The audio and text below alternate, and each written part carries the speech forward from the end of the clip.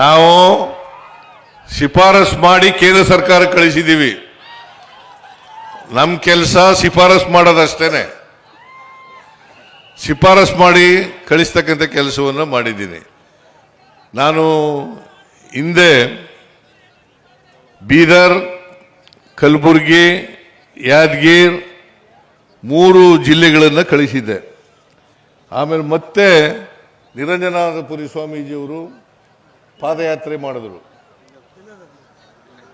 ಪಾದಯಾತ್ರೆ ಮಾಡಿದ ಮೇಲೆ ಇಡೀ ಕುರುಬರನ್ನೆಲ್ಲ ಎಷ್ಟಿಗೆ ಸೇರಿಸಬೇಕು ಅಂತ ಮಾಡಿದ್ರು. ಅದನ್ನು ಕೇಂದ್ರ ಸರ್ಕಾರಕ್ಕೆ ಕಳಿಸಿ ಅವರು ವಾಪಸ್ ಕಳಿಸಿದ್ರು. ಅದು ಕ್ಲಾರಿಫಿಕೇಶನ್ ಕೇಳಿತ್ತು. ಮತ್ತೆ ನಾನು ಕಳಿಸಿದ್ದೇನೆ, ಆ ಕ್ಲಾರಿಫಿಕೇಶನ್ ಸಹಿತವಾಗಿ ಕಳಿಸಿದ್ದೇನೆ ಅಂತಕ್ಕಂಥದ್ದು ಮಾತುಗಳನ್ನು ಗೊತ್ತಾಯ್ತೇನ್ರಿ? ಗೊತ್ತಾಯ್ತಾ? ಗೊತ್ತಾಯ್ತಾ? ನಾವು ಮಾಡಾಗಿದ್ರೆ ಮಾಡಿ ಬೀಸಾಕ್ಬಿಡ್ತಿದ್ದೆ ಅತ್ತಗೆ.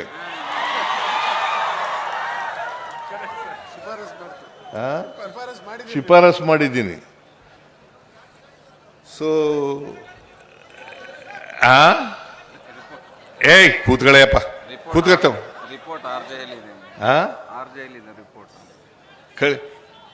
ನಾನು ಒಂದ್ಸಾರಿ ಕಳಿಸಿದ್ದೆ, 2ನೇ ಸಾರಿನೂ ಕಳಿಸ್ಕೊಡ್ತೀನಿ.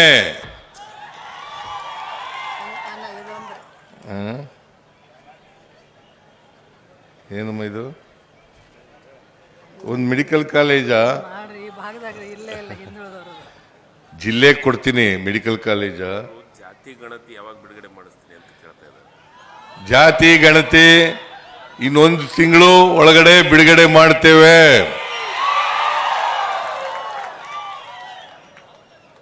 ಜಾತಿ ಗಣತಿ ಇನ್ನೊಂದು ತಿಂಗಳ ಒಳಗಡೆ, ಬಹಳ ಹೆಚ್ಚಂದ್ರೆ 2 ತಿಂಗಳಾಗ್ಬೋದು. ಬಟ್ ಅಂತಿಮವಾಗಿ ಎಲ್ಲ ಸರ್ವೆ ಎಲ್ಲ ಆಗಿದೆ.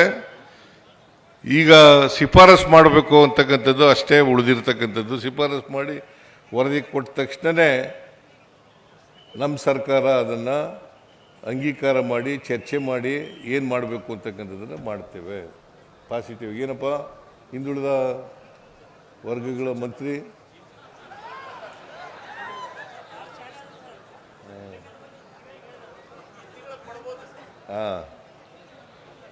ಸೊ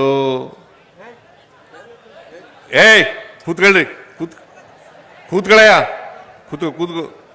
ಏನು ನೀವು ಕೇಳಕ್ಕೆ ಶುರು ಮಾಡಿದ ಮೇಲೆ ಸುಮ್ಮನೆ ಕೂತಿರ್ತೀರಿ. ನೀವು ಭಾಳ ಸಂತೋಷ ಏನಪ್ಪ ಅಂತಂದ್ರೆ ಪ್ರಶ್ನೆ ಮಾಡ್ತಕ್ಕಂಥ ಬೆಳವಣಿಗೆ ಆಗಿದೆಯಲ್ಲ ಅಂತಕ್ಕಂಥದ್ದೇ.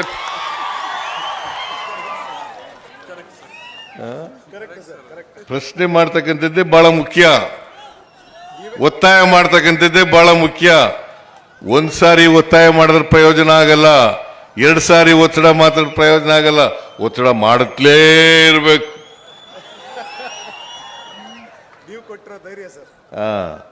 ಗೊತ್ತಾಯ್ತಾ?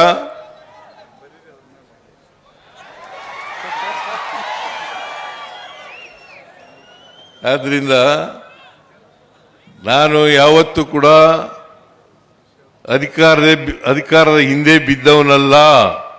ಹೋರಾಟದ ಮೂಲಕ ರಾಜಕೀಯ ಮಾಡ್ಕೊ ಬಂದಿರೋನು.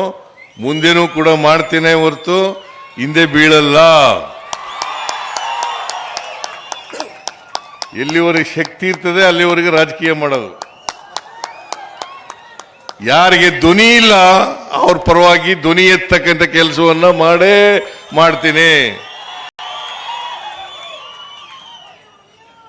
ಧ್ವನಿ ಯಾರಿಗಿಲ್ಲ ಅವ್ರ ಪರವಾಗಿ ಧ್ವನಿ ಎತ್ತಕ್ಕಂಥ ಕೆಲಸವನ್ನು ಮಾಡ್ತೇನೆ ಅಂತಕ್ಕಂಥ ಮಾತುಗಳನ್ನು ಹೇಳಿ ನಾನು ಹೆಚ್ಚು ಮಾತಾಡಕ್ಕೆ ಹೋಗಲ್ಲ. ನೀವೆಲ್ಲರೂ ಭಾಳ ಜನ ಬಂದು ಸೇರಿದ್ದೀರಿ. ನೀವೆಲ್ಲರೂ ಕೂಡ ನುಡಿನಮನವನ್ನು ಅರ್ಪಿಸ್ಲಿಕ್ಕೆ ಸಿದ್ದರಾಮಾನಂದಪುರಿ ಸ್ವಾಮೀಜಿಯವರಿಗೆ ನಿಧನರಾದ ಮೇಲೆ ಅವರು ದೈವಾಧೀನರಾಗಿದ್ದಾರೆ.